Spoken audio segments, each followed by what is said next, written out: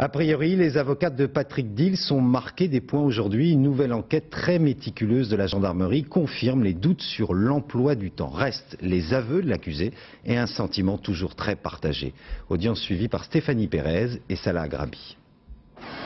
À leur arrivée à la cour d'assises de Lyon, les gendarmes de la section de recherche de Metz se font plutôt discrets. Ils savent que leur rapport est très attendu. D'un ton assuré, le capitaine Hans expose ses conclusions.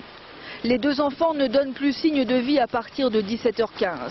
Or, Patrick Dils ne pouvait être présent au moment du meurtre.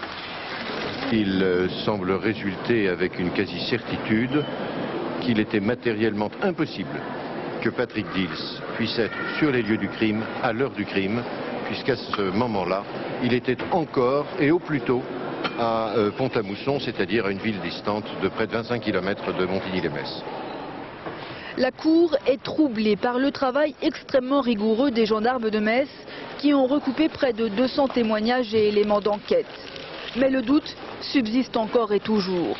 Le capitaine Hans le reconnaît lui-même. Je suis abasourdi par les aveux de Patrick Dils. Et les parties civiles en profitent.